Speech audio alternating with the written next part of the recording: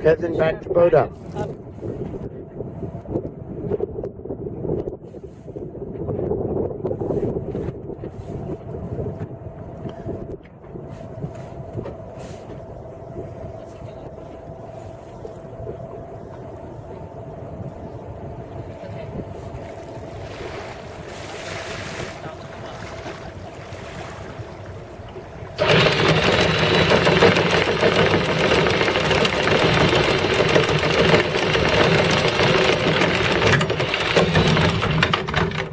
Beautiful.